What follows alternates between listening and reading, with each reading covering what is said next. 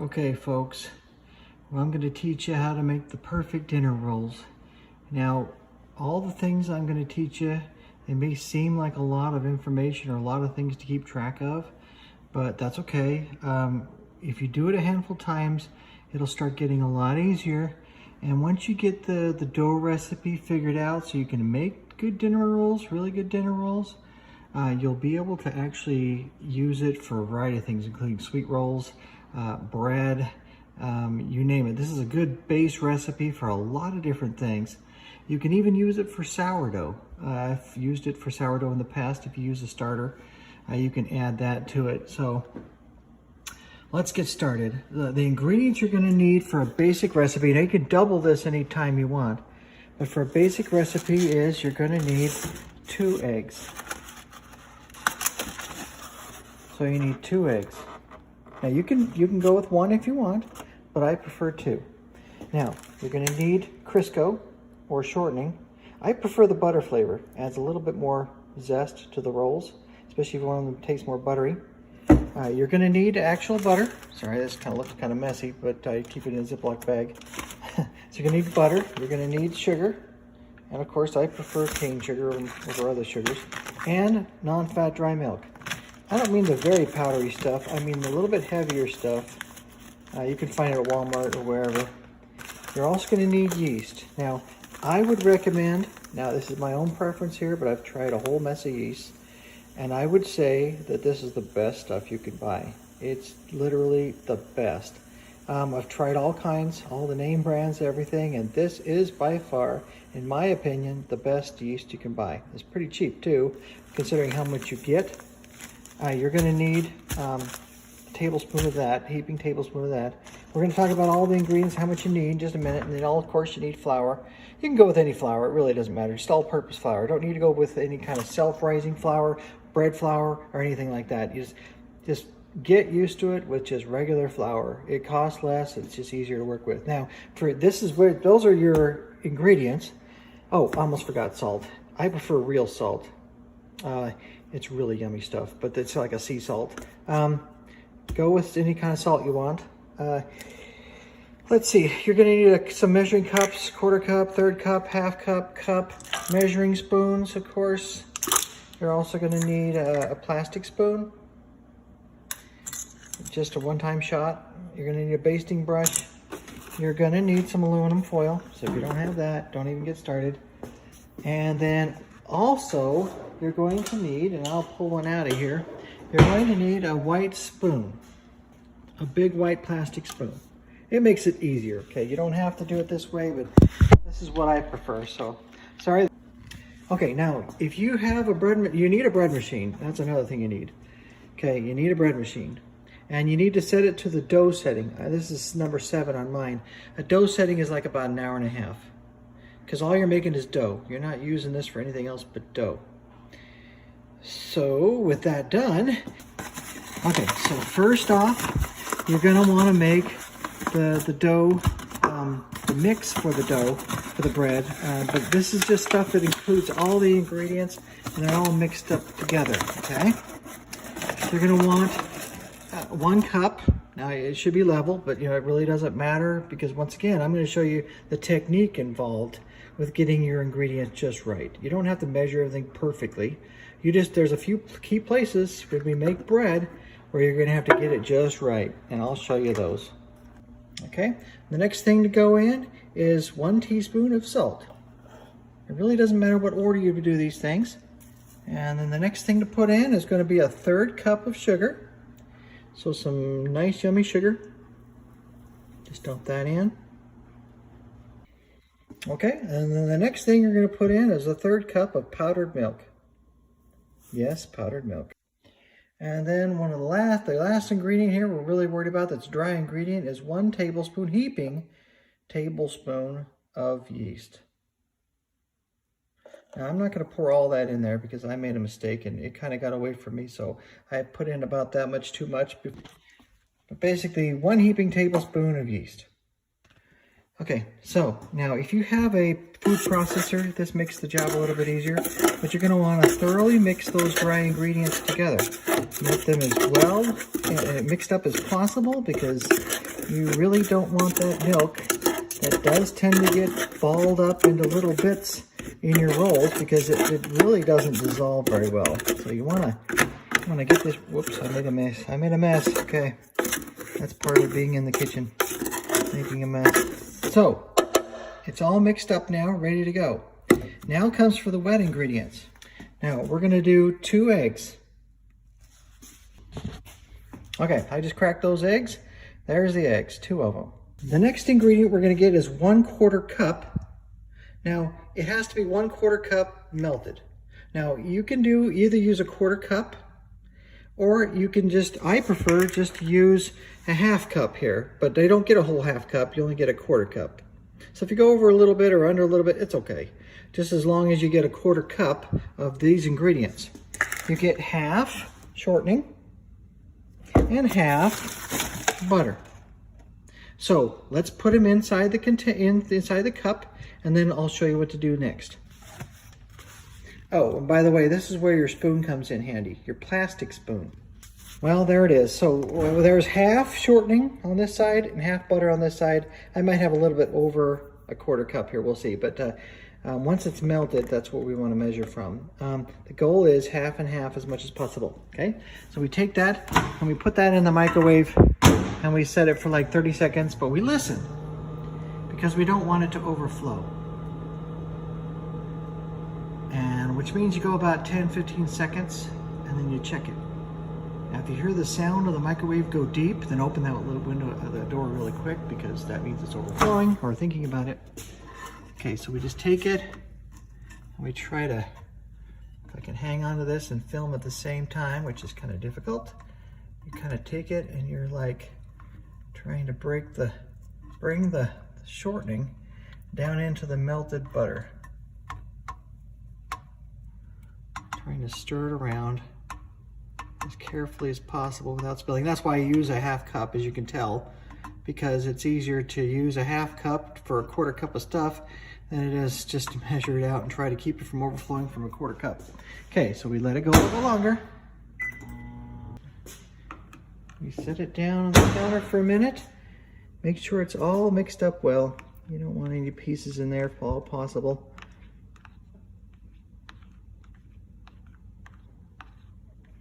Okay, when it's ready, you take it and you just dump it in there.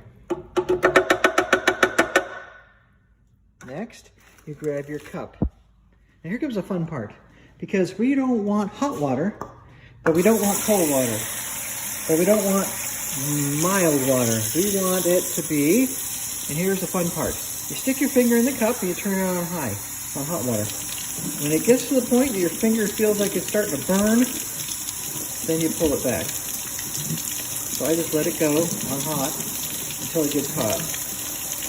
And it feels like my finger's about to burn out. Okay, there we go. There it is. That's the right temperature right there. And you feel like your finger's burning. That's it. So it's not too hot, not too cold. You don't want to kill the yeast. And as soon as you dump this in, you want to start it, okay? So we start up that dough, the dough setting. And here's the fun part. You want to stir this up as thoroughly as possible, as quickly as possible, so that the heat gets distributed throughout your slurry, throughout your mixture of flour and egg and everything else. So you want to mix up that egg, get it all mixed up there good.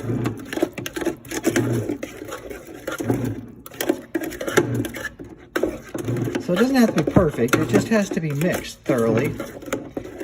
Okay. And that's where a food processor or even a blender, hand mixer comes in handy. You can actually do that easier. But I'm going to do it this way just to show you that if you don't have all that newfangled stuff, you can still make a very good roll without any problems at all. You just got to use a little bit more elbow grease. But you really do need a bread machine. If you're going to try to do this without a bread machine, I say good luck, because it's going to take a whole lot of elbow grease to knead that dough and get it to do what it needs to do that a bread machine does on its own. Okay, so we're good. Now I'm just going to leave that spoon in there, and I'm going to come over here and...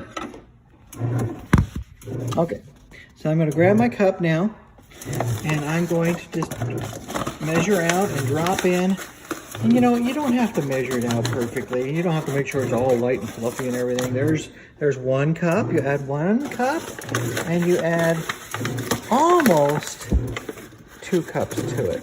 Not quite. You save half that cup, okay? So you only put another 1.5 cups in.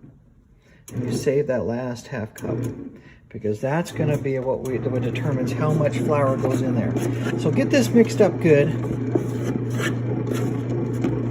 So just get your spoon down in there and get it mixing up, because you don't want to be here all day if you don't have to.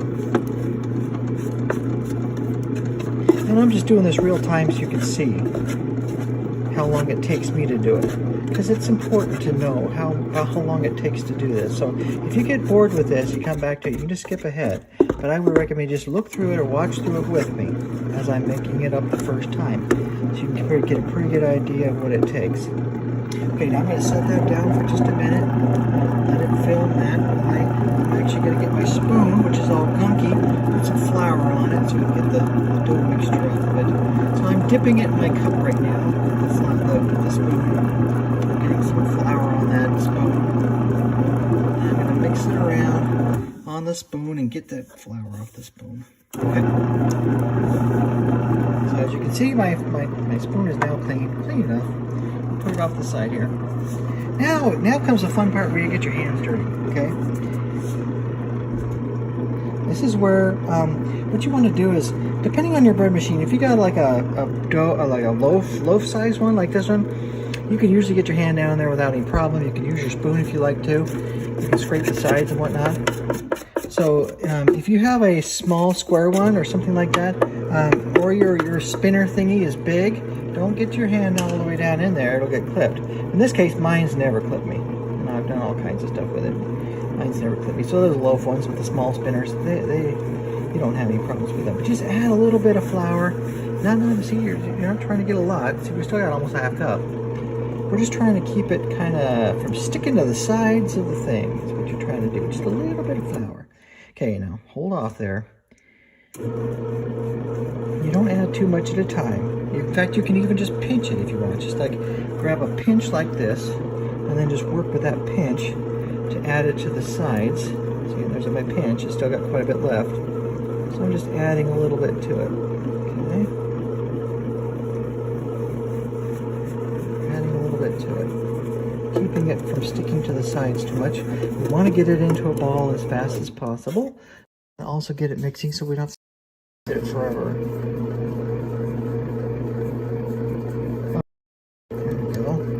So don't get too much flour in there. As you can see, I really didn't try to measure my cups at all. I just kind of threw them in there, just eyeballing it. But when you tap the top of your dough, it should probably still be quite sticky. So you just add a little bit more then, but not too much. Just another pinch at the most. So we still got at least about 1/4 of that half cup left. So our goal is to just let it run for just a minute more. As you can see, we still got like about 1/4 cup there at least. Okay, sorry, I'm having a hard time holding my camera, my phone rather, and do this at the same time. So, as you can see, it's got that glint, that gleam, that sheen to it. And it looks really good almost right now. And this is just from my experience. It looks pretty good. It's not sticking too bad to the sides. I'll add a little bit more. You can also give it a good push, kind of get it moving there. Move it along and see how it feels. Your goal is to feel how sticky it is, because here's the kicker. I'm going to show you what to do now. So here's what I do. I don't wash my hands with soap, because soap will actually give you a false read, a false positive, or you'll think it's too dry. So I just rinse my hand off with just regular warm water or whatever. That's all. And I wipe my hands off so they're dry enough. They're not completely dry, but they're dry. Okay. So my fingers are dry. Here's the 3-finger test. We're going to test to see what this thing does. Okay, ready? You don't press into it all the way. You just kind of like take your fingers and you poke into it like that, and you pull it away. You're supposed to have at least 2 halos and maybe a goopy spot. We're not getting any of that right now. So this might be too dry, but it may not. We're just gonna give it another minute because we just barely put some flour on the outside edges. It's gotta get mixed up good, okay? But like I said, I mean, you kind of have to just guess here, but don't go overboard. It's easier to add more flour than it is to add more water. It's just harder to do that. You can do it, it just takes more time and more effort. So let me test this. That's actually pretty good. See that? Look at that. So we got 2 halos and 1 sticky. That looks really good. Now remember, if it looks like maybe 1 halo and sticky, hold off for a minute, because remember, flour absorbs moisture. So if you've been putting flour in, you're not waiting at least 2 or 3 minutes. You might want to wait just a couple minutes just to test it, because that'll give you sometimes a false positive. It'll look perfect, but then after 10 minutes, it'll be too dry. But that's your kicker right there. That's how you tell if the dough needs more water or not. Come on. And sometimes you need to just push it away from the side, get it moving. Sometimes it wants to stick to the side. There. You want it to mix up good before you do that final really good test. But that looked really good. If you get 2 circles and a sticky, you're doing really good. That's perfect. That's perfect dough right there. There's a small space there that it'll still turn out really good, but if you want perfect, you want to get that 2 circles and a sticky. If you get a circle and a dry, it's probably too dry. So it's gonna want to grab your finger when you stick into it. But if you want to stick your finger in there, see, I got a circle, a sticky, and a dry. That might have been because I didn't press hard enough, or I pressed too hard on one of those fingers. That's not a good test. If you get a sticky, a circle, and a dry, it's not a good test. So let's do our final check. It might be because my fingers have gotten sticky with dough. So if you need to, come back here and rub your fingers off in the water, not trying to clean them too much, that you get a false positive. Dry your hands off really good. There you go. Okay.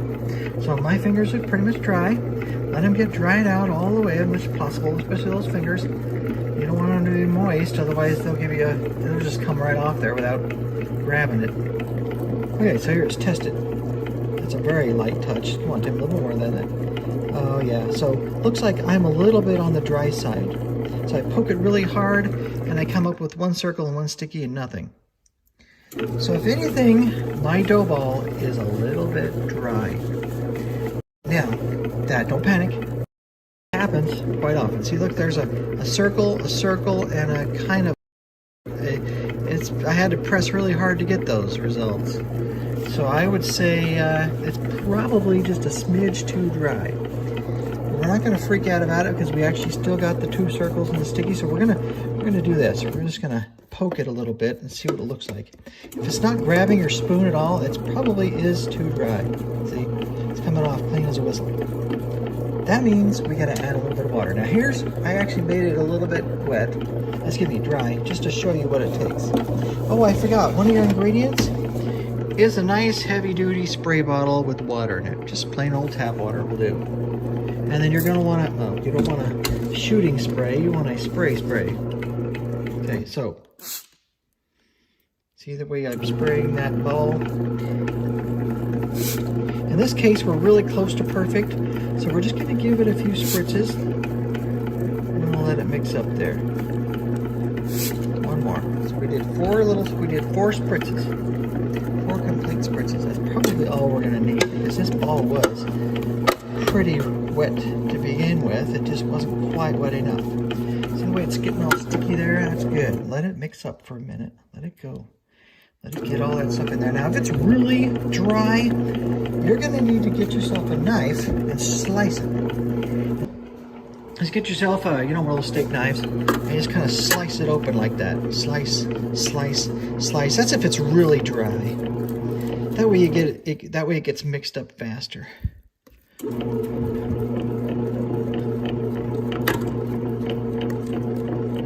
Okay.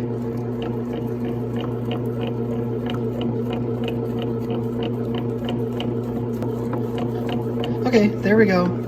So I sliced that. See the way that kind of just took it and re-rolled it into the ball there. Okay, now that we added a couple sprays of water, we want to test it now. My fingers are definitely dried out.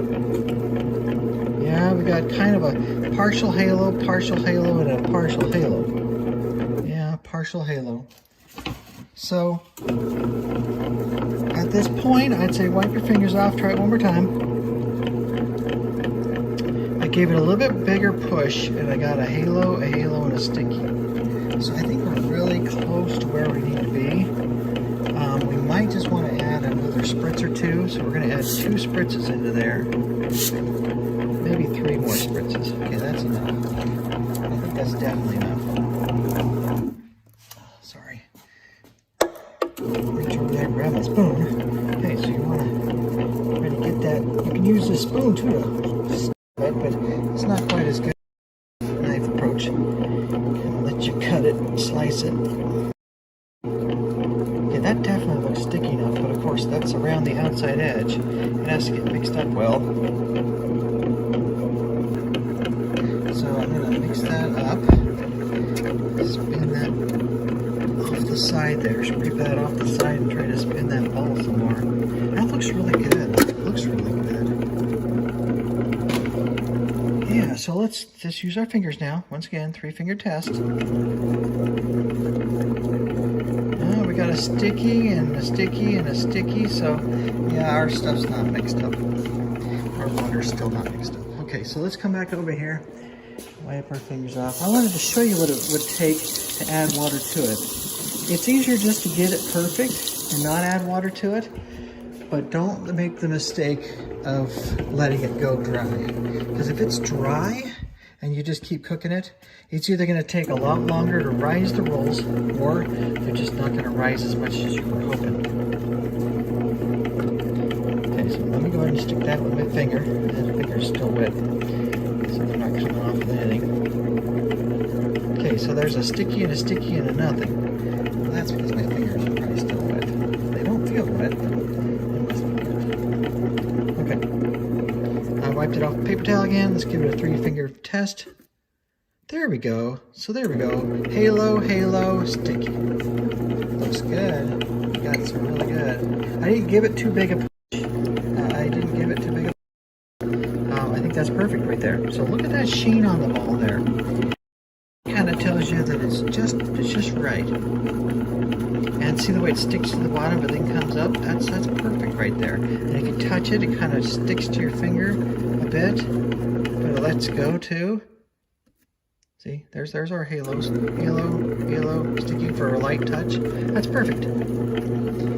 Another thing to test, you could just another thing to, because I just gave you the finger test. Another way to test to see if it's right is when the ball stops turning, does it completely collapse, or does the ball kind of maintain itself as it slowly collapses?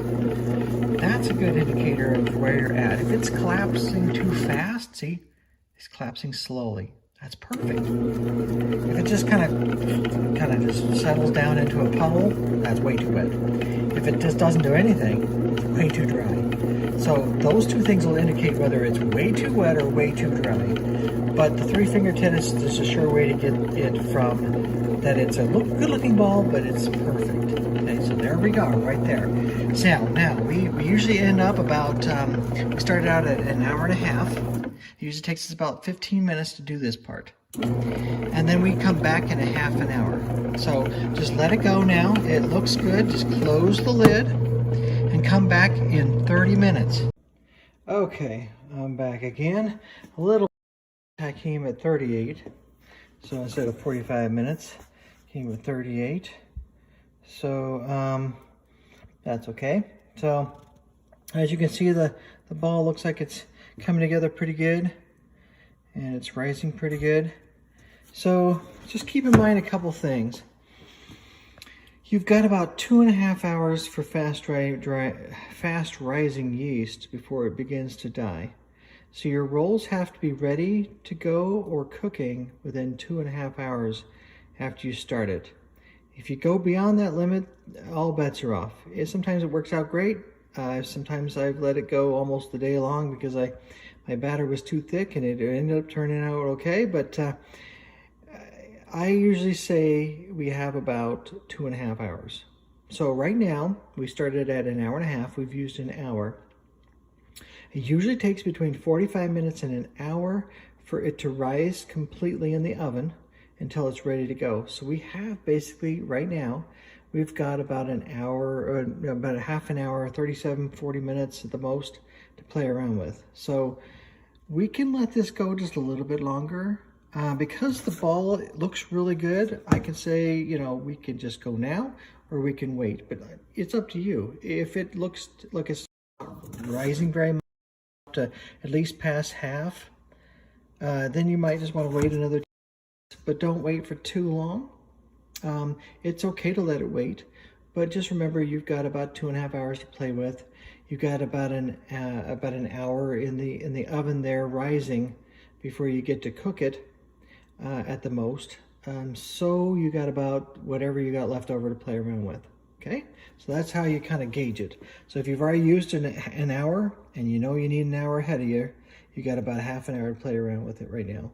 I would say right now it looks good. I'm ready to go. I'm impatient anyway. A cake pan works really good. This is a large lasagna style cake pan, but just a regular cake pan works. So you're going to want to take your pan and you're going to want to spray it with Pam or non-stick spray of some sort. In this case, this is butter flavored Crisco non-stick spray. Yeah, doesn't matter. But yeah, get it well sprayed because you don't want your rolls to stick. Now, one thing you want to do is you want to turn on the oven light. You want the oven light on. It provides a little bit of heat. And then I usually set it to like warm. I just let it get warm a little bit. On mine, it's a little round thing where you turn on the thing, but in this case, it wants to bake at 350. So we're going to go all the way down to the lowest possible setting, which is still too warm for the rolls to be in the oven at, but it's okay because see, 170 is our lowest. We're going to say start. It's just going to preheat to 170 while we're making the rolls in the pan. So we're going to want to take our pan there, and we're going to want to bring our flour around here, and we're going to want to bring our bread machine over here. I'm going to open this puppy up. Now there's a couple ways you could do this. For newbies, I say, and if I want my rolls to be perfect every time, then you can buy yourself a little scale, just like one of those diet scales, and you can set it up and you can actually just weigh the dough amount so you get the same amount of dough in weight, not size, weight. And then you can just put those into balls. Now I'm going to show you how to do this just on the fly, basically. That's probably the best I can do. Okay, so I'm going to grab some dough out of the thing. I'm going to get my fingers, as you can see, I'm going to get my fingers all powdery, and I'm going to put a little bit of that within the dough so I can just keep my fingers powdery. I'm going to pull a ball out of there, okay? And I'm going to set that in the pan. And I'm going to keep doing that. Now this is where you'd actually weigh your ball to see what size it is. If you get enough experience, you can kind of do this without even looking or without even weighing it like I can. But that takes a lot of experience to get that right. Your goal is to just be consistent on the size as much as possible. There you go. So you just want to pick them out because you're trying to make all your rolls first. It's a little bit shy. Needs a little bit more. There we go. So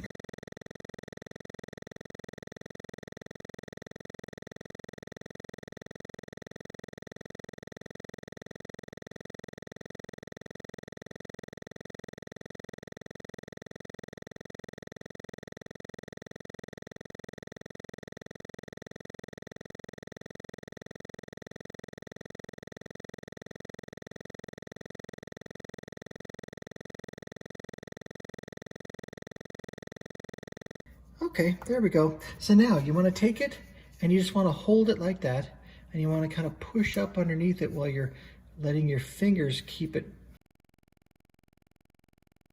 See? And then you kind of just bring your fingers together, pinch it together, and then boom, you set it right down on the thing. You do the same thing to the next ball. You kind of push it up through it like that, pinch it into a round ball thing so it's nice and smooth looking. You're going to want to make it look as nice as possible on the top, because that's what everybody sees is the top of your roll. You're going to want to make sure there's no major flaws in the roll. A little bit of character is fine.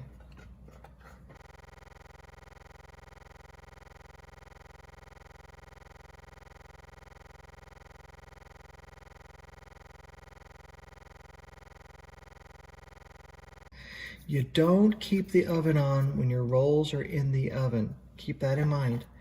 I'll show you what to do here in a minute, but you do not keep the oven on. If you keep the oven on, it will kill your yeast, your rolls will not rise, and you will have miserable looking rolls because they will just not rise. They will be dead. And your yeast will be dead, and your rolls will not turn out. So the goal is you can preheat the oven just so it gets hot at 170 degrees, but 170 degrees is too hot for rolls. So I'll show you what to do. Let's just get you some heat in the oven. Okay, so you form your rolls, you place them, you get them kind of ordered so they look kind of nice and uniform as much as possible. Okay, now comes the fun part, where you turn off that oven. Okay, just turn it off. Open it up. It's way too hot in there. You're going to want to do this. You're going to want to take your sprayer and you're going to want to spritz it all around. On the sides, down on the bottom, on the sides, all around the place. Just plaster that oven. And then you're going to come up here, you're going to grab your pan, and you're going to set your pan inside there like that. And you're going to turn that little knobby thing so it becomes more of a spritz. And you're just going to spritz the top of your rolls a handful of times and spritz the inside all around. And then you're going to close it up. There you go. Come back in 15 minutes. Your oven's off. Your oven light is on. As you can see, your oven's off. Your oven light's on. And the thing's closed with a bunch of water inside.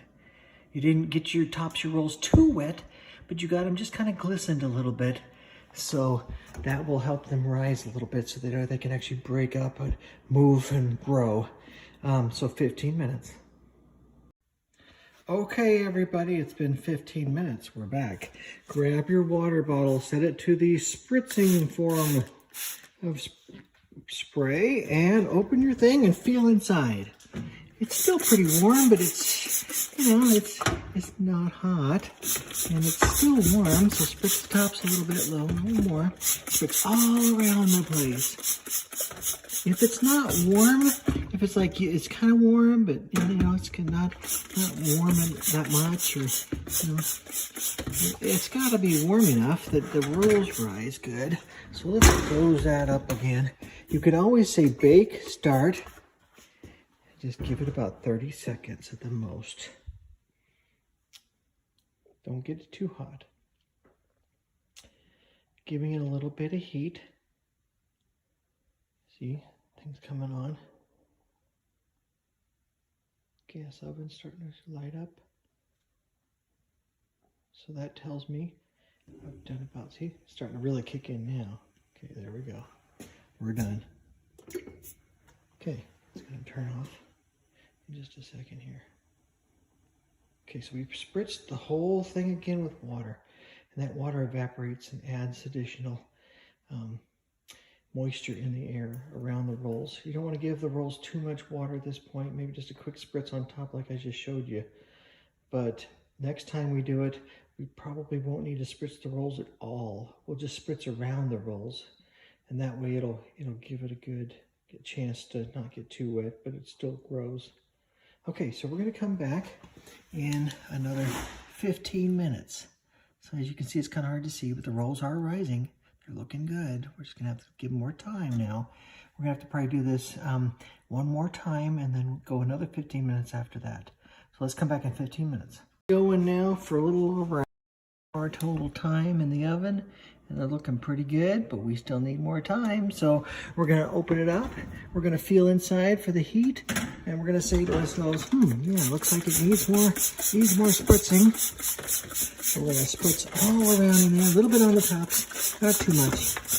And we're gonna spritz all over inside there. Spritz all over, really good. And we're gonna close it up. We're gonna turn it on, bake and start. We're just turning it on for about 30 seconds again.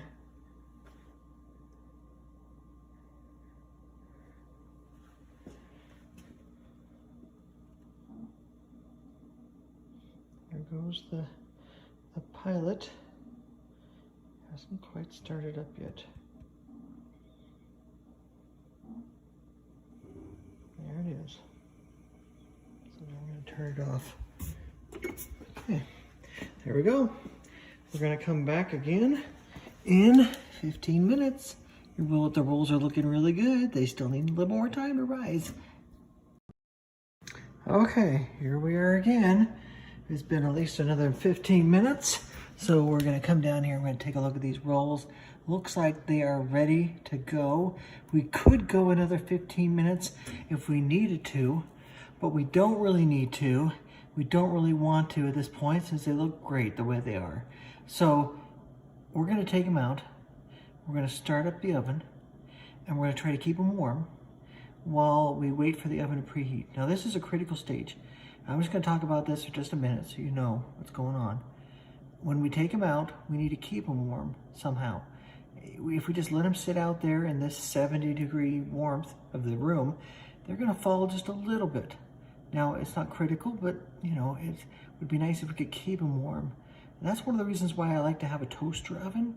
If I have a nice big square toaster oven that I can actually put a square 11 by 11 pan that I like to cook a small batch with. So I keep them warm in there, and then I preheat the main oven, and then I just transfer them directly over. But we don't have that luxury right here. And so this is just basically the way it is. We just got to deal with it. And here's how we do it. Okay, so we take this and we start it up. We say bake, start, and we say, hang on, we gotta say bake and turn it up to, oh, there it is, 350. So we do bake, 350, start. Now, we're gonna let it just get started first before we take it out. Because every minute outside the oven does count for some small amount. See, it's starting to fire up. We're gonna wait till it actually starts really igniting.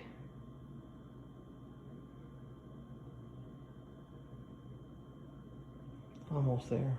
Okay, there we go.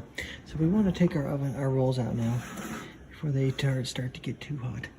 And this is kind of a nice setup right here because we can actually close this up. We can actually just turn turn it on down to low. Just a small amount of heat.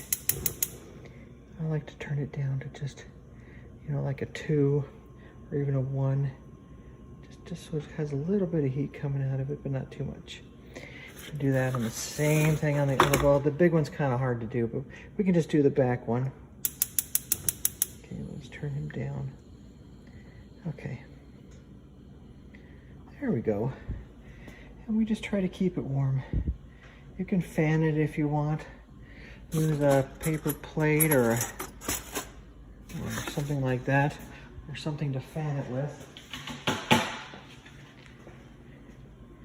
You're just going to try to keep it warm by just letting the air pass over it, keeping it warm. So your goal is to keep your rolls warm. And I know it sucks, you got to do this, but you can let them just sit there and hopefully they'll be okay. But you can also just kind of help them a little bit. See the way those rolls kind of look like they have bubbles just right below the surface there? See, they got bubbles just going right below the surface, so that's good. That's just the way you want them. Now, we're gonna have these rolls get a little bit of a bump when we take them in, And to do that, to give them a little bit more rise right at the very end, they cannot set up for the first couple minutes. They have to actually be not solid. They can't cook on the tops for at least a good couple minutes. And then that'll give them just enough of a bump so they actually get even higher. So these rolls become even nicer. I'll show you how that's done as soon as it just preheats. Now,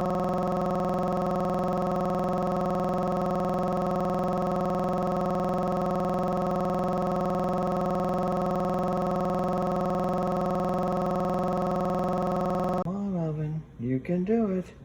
Let's get this thing preheated so we can get them in. So any minute now, it's going to be ready to go. So you're going to want to make sure, there it goes, see, there it is. You're going to make sure you have this, and you're going to now turn off your burners, if you got them on. Turn off your burners. There you go. Now, you're going to open this up. Whoa, whoa, don't go grab them too fast. You're going to slide them in here very gently. I'm trying to do this with one hand. You're going to spritz the top of them really good. Just spritz them really good. Okay, and then spritz all around, and you're going to turn this to stream. And you're going to want to spritz the entire oven really good, all around, and then you're going to close it up. There you go. Oh man, hopefully, kind of hard doing this with one hand. Okay, hopefully they didn't knock anything down. We'll see. Go for 15 minutes. You can do it in 14. This cake pan, it depends on your cake pan. I'd say 14, maybe 15 minutes for this. Glass cake pans, they seem to take a little bit less time to cook. But 14 minutes, maybe 15 minutes, it all depends. But here's the kicker. You're gonna wanna keep an eye on your rolls a little bit. You can come back in about 8 minutes if you want. But you're gonna wanna see, with them wet on top like that, as the heat hits them and they start to really feel the heat, the yeast is going to react very quickly. It's going to be like trying to survive by eating even more and creating even more boost. And you're actually going to see a little bit of a lift in all those rolls right at the very end because the tops are wet. Because the tops are wet, they're going to actually lift just a little bit. And that makes a lot of difference in the presentation of the roll. It's not a lot, but it's a little bit, and it really makes a difference. It really makes it nice. And then, of course, we're going to want to come back and check because we want to keep an eye on the tops of our rolls. As you can see, this is almost up at the top shelf.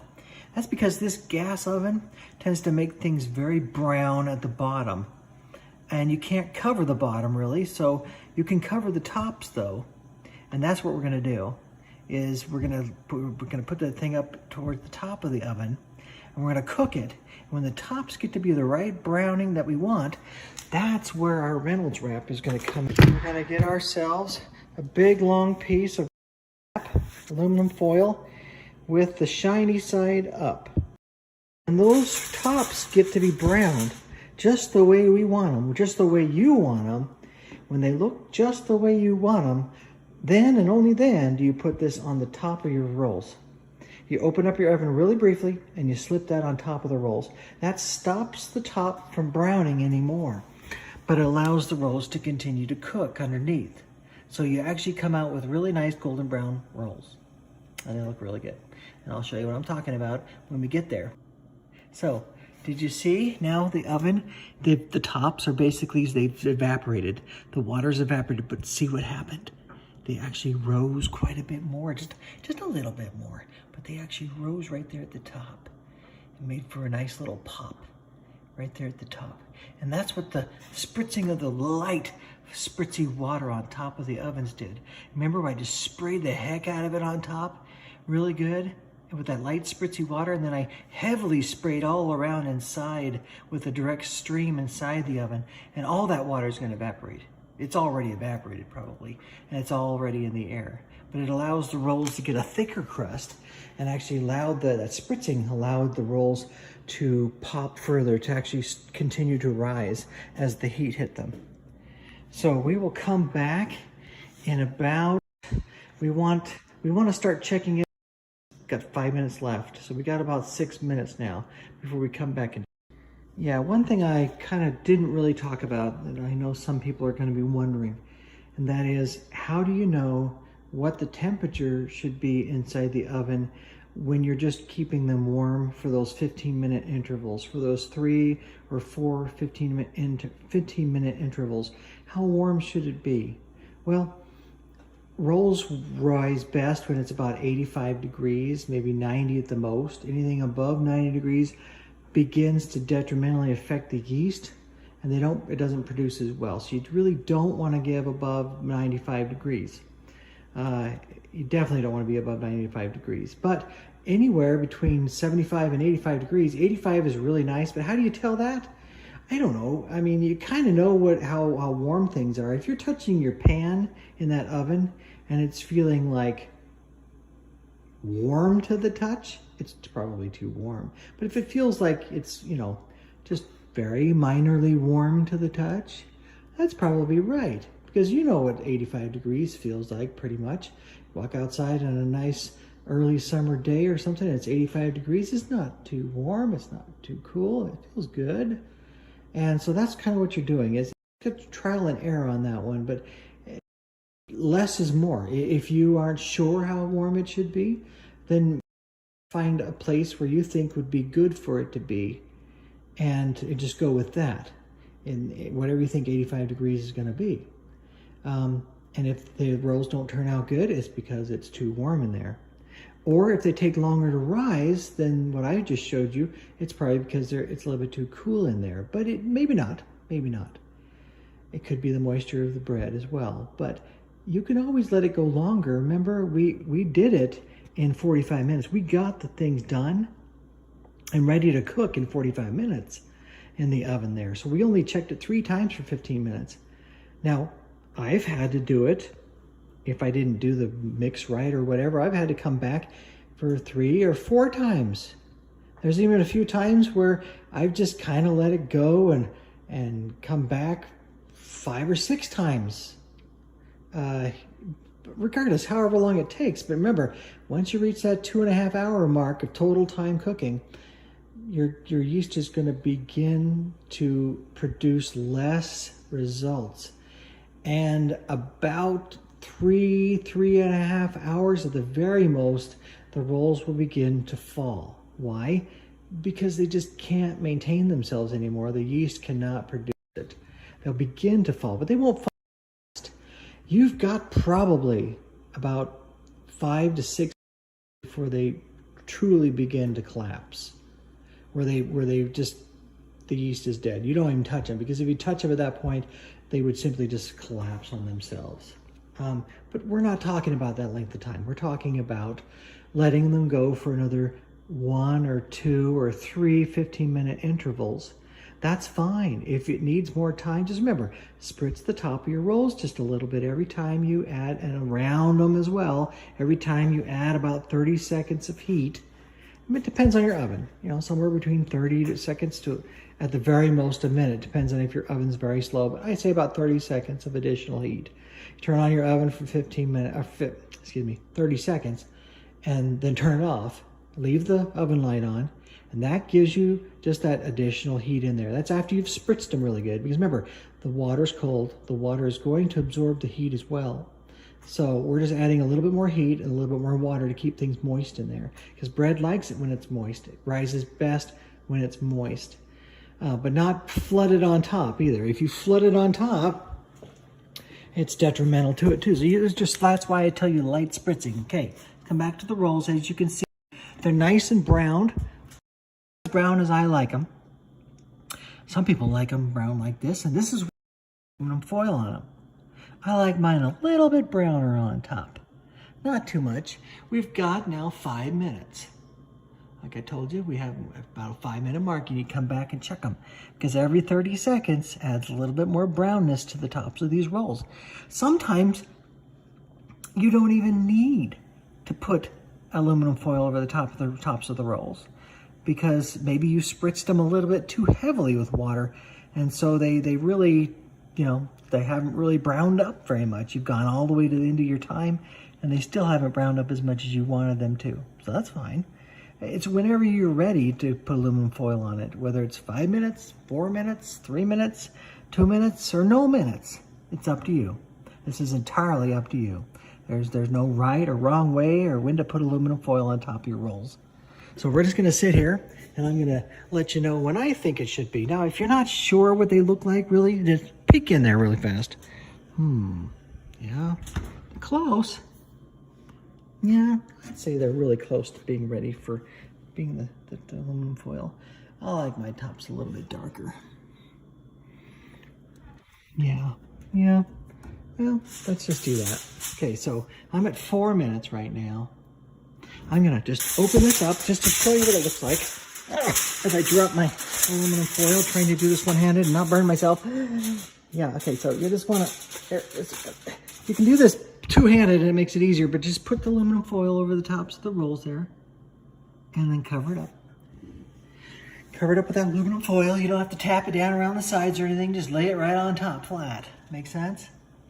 And then let it go the rest of the time. And it looks like we need 4 minutes. So for me, it's usually somewhere between, 3 or 4 minutes that I usually put the aluminum foil on. Okay? So we got just a few more minutes. 3 more minutes. Now here's, at this stage of the game, we want to come over here. We want to get our little basting brush. And you wash this out every time so that it's nice and clean. And these things are cheap. They're like $1 for a package of basting brushes. You just want the small one. And you want to get your butter out. If you've got slightly melted butter, that's great. If you got butter that's just room temperature, that's great. If it's frozen butter, you're going to have to just nuke it a little bit. See, this is, even the room temperature butter is a little bit too thick for what I need it to do. So let me put about 5 or 6 seconds on it. There's 7, 6, 5, 4, 3, 2, 1. Okay, boom, that's good. Because this probably melted sufficiently. There we go. So what we have now is we have this this mixture down here at the bottom. We're just going to add in some additional butter there. We're going to just get it into like a thick liquid. There we go. Perfect. Okay. When those rolls are ready, we'll pull them out and we'll immediately baste the top of them. We'll just go around, we'll baste them all really good. And then we'll just let them sit and cool. You can eat them right out of the pan if you want at that point. It's up to you. But you definitely need to baste the tops of them. Now, here's the kicker. If you want these rolls to last a week without molding, here's what you're going to have to do. You're going to have to come back after they've cooled off, completely cooled off, which will be probably about a half an hour, 45 minutes at the very most. And you'll want to take them and break them up into smaller bundles and put them in like a gallon Ziploc freezer bag. Maybe 6 of them in a bag, maybe, depends on the size of your rolls. But you can usually fit somewhere between 6 and 8 rolls in a bag and then just close them up. That way the stuff from the atmosphere or whatever in the house doesn't land on them. Butter actually helps prohibit mold on the tops. But once you begin to break into the rolls, you're going to want to immediately put them into a bag. Otherwise, they will begin the molding process in a couple of days. And you'll start seeing mold in 3 or 4 days. If you want them to last a whole week, you can't have them last a whole week. You just need to put them into the Ziploc baggies and not open them until you're ready to use from them after they've cooled off. Okay, we got 20 seconds now. This was 14 minutes, and I'm not, because of the size of that pan, the gauge of the steel and everything, I'm thinking we probably need another 30 seconds or more. So I'm going to go ahead and bump this puppy up with 30 seconds. Let's give it a minute. When it gets down to 30 seconds, we'll take it out.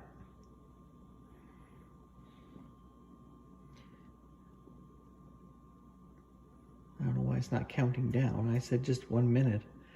It should be about 30 seconds and about 15 seconds. Well, you can't always trust these timers, but yeah, you can just count to 30 That's your another 30 seconds. There you go. See, that thing gave you like a minute and a half almost, or a minute and 15 seconds. 45, and then we'll stop it. Okay.